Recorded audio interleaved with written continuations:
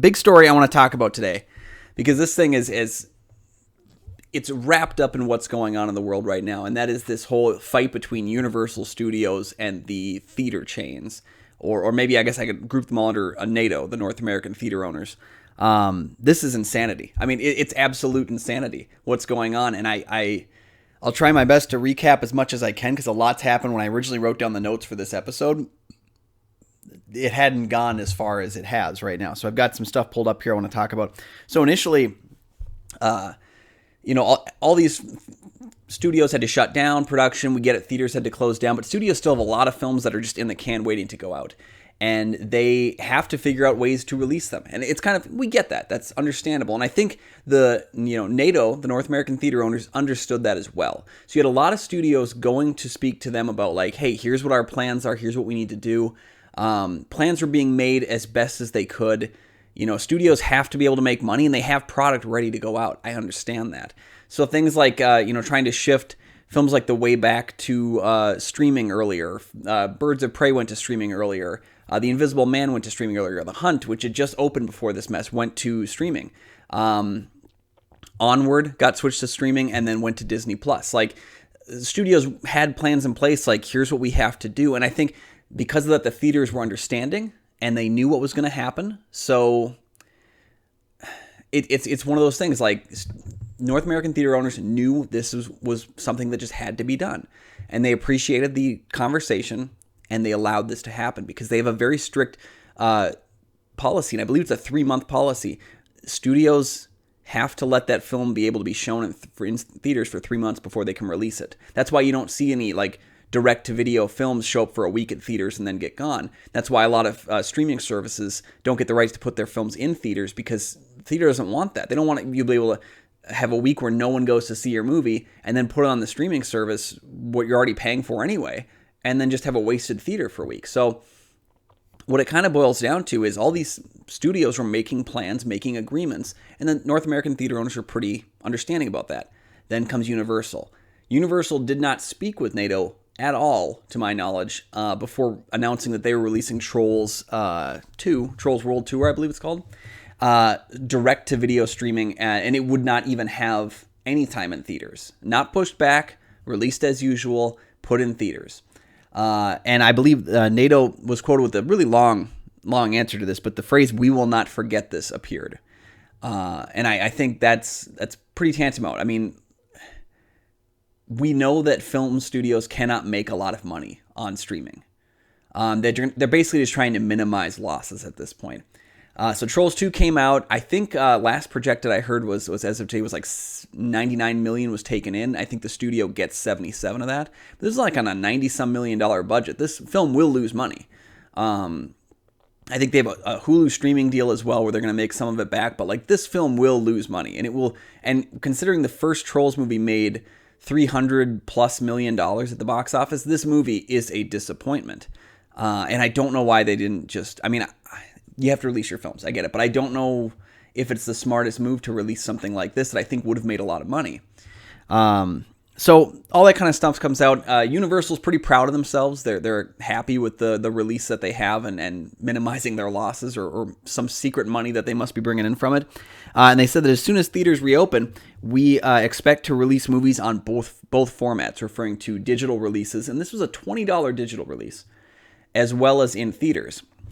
So that sparked a whole thing, because that is in complete breach of this agreement that they have with the studios and the theaters to release films on this 3-month window.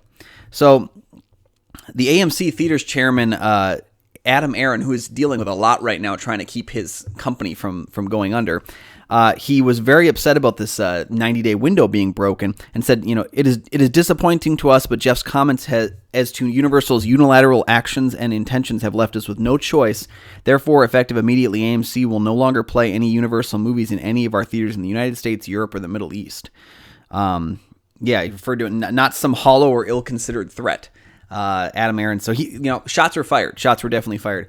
Universal Pictures answered back by saying, well, our goal in releasing Trolls World Tour on PVOD was to deliver entertainment to people who are sheltering at home while movie theaters and other forms of outside entertainment are unavailable. Based on the enthusiastic response to the film, we believe we made the right move. In fact, given the choice of not releasing Trolls World Tour, which would not only have prevented consumers from experiencing the movie, but also negatively impacted our partners and employees, the decision was clear. So this was kind of their way of saying, like, hey, we did this for the people and not to make money. If you did it for the people and not to make money, you wouldn't have dropped it with a $20 price tag on it. I'm just going to say that right now. You wanted to make as much money as you could, and that's respectable. That's what you would do. But you didn't do this for the people. You did this for the money. So kind of getting all over that, Regal Cinemas, or Cineworld, I believe it's called, which owns Regal Cinemas, came out and kind of agreed. They said, you know what, we're going to stand by that too. If you do this, if you try to release a film with same day video release, we will not show it in our theaters. And I think, look, here's the bottom line. You screwed up, Universal. You gotta backwalk off this, and you gotta get yourself off the ledge, because this is an incredibly dumb idea, Universal. I know you're listening. We're a small video channel right now, but I can hear you, and your ears just perking up at the thoughts of me telling you this, Universal. You've got to stop this. You've got to back it up, and you've got to understand that you will not make money. If Fast 9 comes out next April, and it's not in AMC, and it's not in Regal, and it's not in any of the North American theater owners' theaters, which is all of them, you will not make any money releasing that on home video. There's another thing they're forgetting too. Trolls World Tour came out in the middle of a shelter-in-place pandemic, and it brought in $77 million for them. This movie made the most it could possibly make by having families shut indoors. I'll tell you right now, I know a lot of people I've spoken to that watched Trolls World Tour. They rented it because it was something to keep their kids busy. It wasn't done because they thought the film was going to be good. It's just sometimes you got to get the kids and you got to shut them up. And that's what made this movie so much money. It's the same reason people watched Frozen 2 80 times when it went on Disney+. It is not because of the product. And I'm not going to say that the movie is good or not good. I didn't watch it myself. I refuse to spend $20 to rent a movie. I won't do it. I spend less than that to purchase them. And I watch them a lot. So I will not spend $20 on that. I just won't. But to think that you won't need them when Halloween Kills comes out in October, because I'll let you know right now, that film could do pretty well on VOD. That film will do gangbusters if it is in a theater. Even if that theater is half full, even if that theater has a max occupancy, that movie will make money. And you are foolish to think that it won't. So what it boils down to for me is Universal had an opportunity when they screwed up with Trolls 2 to backpedal. They had an opportunity to say, you know what, we're sorry, this was a bad judgment call. We weren't thinking about the relationship that we have with theaters. We'll never let it happen again. They could have said that. They didn't. Now they have another opportunity. And this one is all the more pressing. Do not piss off the theaters. Because for one thing, the theatrical exhibition is it's an experience. It's an experience to go to the movie theater. And I know a lot of people only go like 4 or 5 times a year. When theaters are up and packed and running, I'm there like 2 to 4 times a week. And every single time I get a chance to go to a movie, I perk up. And I am so excited to be a part of that experience and to go see the movies. So it boggles my mind that Universal thinks for a second that they can make money doing this. And that no one will seemingly have a problem, which I cannot understand or fathom why. So Universal, get a new PR person and backpedal this as best as you can, because you need theaters. Theaters need you. It's a relationship that you need to keep fostering, and you cannot afford to push them off right now. So I'm just going to tell you that right now. What are your thoughts, guys? Are you like me? Are you an AMC A-list person who was pretty upset that AMC theaters said they weren't going to show Universal movies?